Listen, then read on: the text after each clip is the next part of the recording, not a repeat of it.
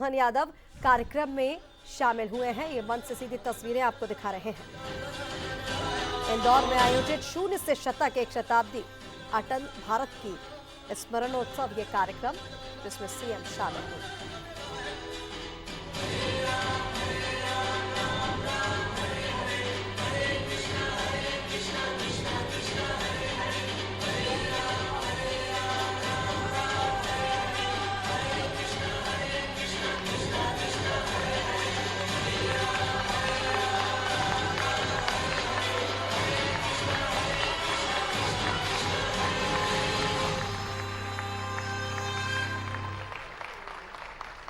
सचमुच आपकी करतल ध्वनि यह संकेत कर रही है कि बाल मन कितना सरल होता है।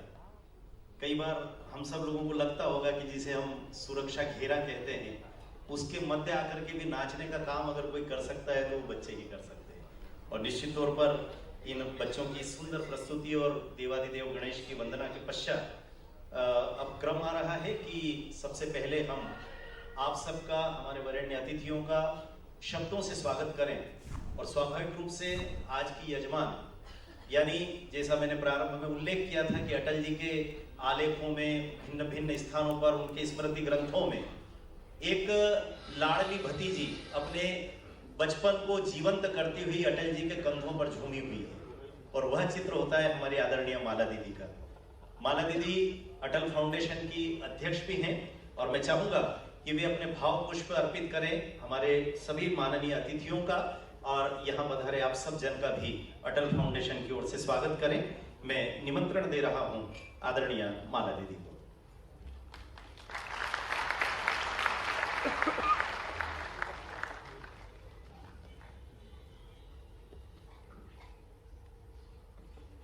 नमस्कार। माननीय उपराष्ट्रीय महोदय, माननीय मुख्यमंत्री जी, माननीय आदरणीय हमारी ताई, राज्यपाल जी, हमारी विशेष वरिष्ठ हमारे आदरणीय जटिया जी, भाइयों बहनों, पत्रकार साथियों, सच में राष्ट्रनीति के शिखर पुरुष, राजनीति के अजात शत्रु और विचारों की दृढ़ता और भारतीय लोकतंत्र की मर्यादा के प्रति भारत रत्न अटल बिहारी वाजपेयी जी की स्मृति पे आयोजन, मैं आप सबका प्रणाम करता हूँ, आप सबको बधाई देता हूँ। इतना ये सुंदर आयोजन, हम सबका सौभाग्य। हम में से अधिकांश लोगों ने अटल जी को देखा भी है। नई पीढ़ी के लिए जरूर थोड़ा सा गैप हुआ है, लेकिन सच में एक ऐसा व्यक्तित्व जिसने अपने जीवन के प्रत्येक क्षण में अपनी हर एक जगह, यद्यपि प्रारंभ में अटल जी ने अपनी संघ के प्रचारक के रूप में अपने जीवन की खुद की धारा तय की, और ये संघ का सौभाग्य, हम सबका सौभाग्य, संघ का 100वां शताब्दी वर्ष भी चल रहा है, तो हमारे प्रचारक को याद करके हम गौरवान्वित भी हो रहे हैं, जिसके लिए हमारे एक अलग एहसास से हम गुजर रहे हैं। और ऐसे भारत माता के चरणों में सत सत नमन करने वाले, अपने जीवन को होम करने वाले अटल जी, जिनने प्रचारक करके तो जीवन में अपना कदम बढ़ाया, लेकिन पत्रकार बन के भी राष्ट्र, धर्म, पांचजन्य, इतने प्रकार से उनने अपने आप को, और लखनऊ से नानाजी देशमुख, ये तीनों ने अपनी जो जिस प्रकार से यात्रा प्रारंभ की, और अटल जी का उसके बाद का क्रम भी हम सब याद रखें कि अटल जी बाद में जनसंघ के जमाने से जनता पार्टी, भारतीय जनता पार्टी, हर काल हर युग में ऐसा लगता है कि हमारी राजनीतिक यात्रा वाली इस पार्टी में अगर अटल जी का थोड़ा सा स्थान एक तरफ करें तो ऐसा लगता है कि बहुत गैप हो जाएगा, बहुत कमी रह जाएगी। और समान रूप से भारतीय लोकतंत्र के लिए एक ऐसा लोकसभा में बोलने वाला व्यक्तित्व, जिसकी दहाड़ से हर प्रधानमंत्री अपने आप में अपने कर्तव्य के प्रति सचेत होता था और मन से तारीफ करता था कि हाँ, हमें गर्व है, हमारी इस पार्लियामेंट में अटल बिहारी वाजपेयी जी का एक ऐसा व्यक्तित्व है जिसके आधार पर दुनिया का सबसे बड़ा लोकतंत्र गौरवान्वित होता है। हमें भी आनंद आता है।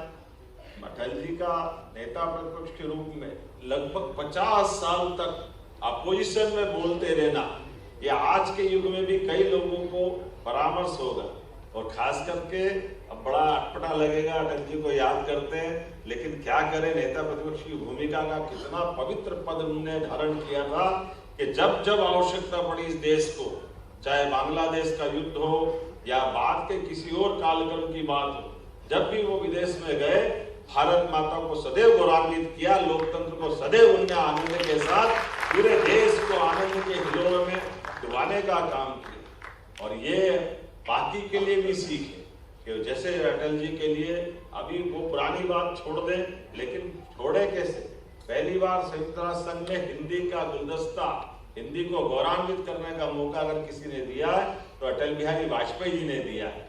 अटल जी के जीवन का कितना अलग अलग प्रकार का पक्ष, कहीं सोच ही नहीं सकता कि संयुक्त राष्ट्र संघ में हिंदी में कोई बोलेगा, लेकिन अटल जी ने न केवल हिंदी में बोले बल्कि बांग्लादेश के युद्ध में देश की सीमाओं पर लड़ने वाली सेनाओं के मनोबल को बढ़ाने के लिए और देश की प्रधानमंत्री को गौरवान्वित करते हुए साक्षात माँ दुर्गा जगदम्बा के समान शक्ति की आराधना करने वाले उस भाव को जगाते हुए हमारी सेना और पूरे देश का मनोबल बढ़ाया।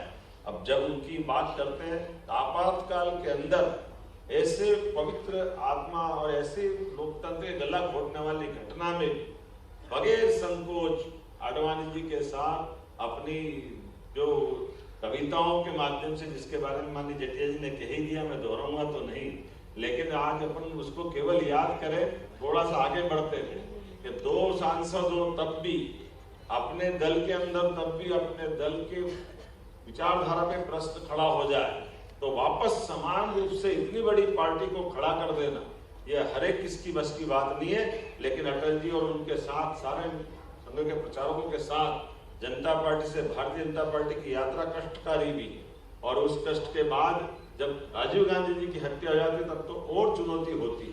केवल 2 सांसद हमारे बचते हैं, लेकिन चाहे 2 सांसद हो चाहे 100 सांसद हो, अटल जी रहे, हमें इस बात का आनंद है।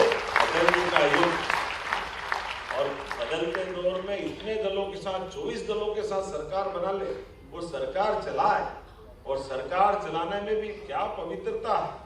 एक वोट से भी अगर सरकार के बहुमत के मसले में फैसला हो जाए तो ऐसा लगे जैसे कुछ हुआ ही नहीं।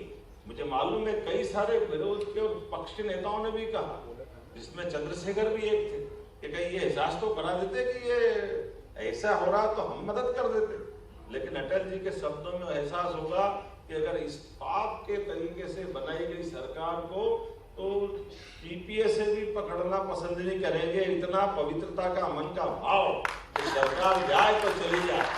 सरकार के मामले में जो अपना उनका तरीका है, और 24 दलों के, अभी ये कभी कल्पना करते कि ममता जी को तो आज भी कंट्रोल करना मुश्किल है, अटल जी ने सरकार कैसे चली होगी तो आज ही वो बंगाल का जो धमाल चलता रहता ममता का, वाकई कमाल है। क्या ममता, क्या जयललिता, पता नहीं अटल जी कैसे इनको पूरा पाड़ते होंगे, कमाल ही कर देते हैं, कैसे काम करता हो। और मायावती, हाँ, एक से बढ़ के एक, क्या मायावती, क्या जयललिता, क्या ममता, सब जगदम्बा ही जगदम्बा, आनंद ही आनंद, कैसे काम चलता होगा। लेकिन अटल जी आनंद के साथ आराम से धीरे धीरे, और उनकी दुनिया भी कैसी थी, सरकार चलाई तो कैसी चले। हम तो सब आनंद के साथ, इतने दलों की सरकार चलाए तो कलेजा चाहिए।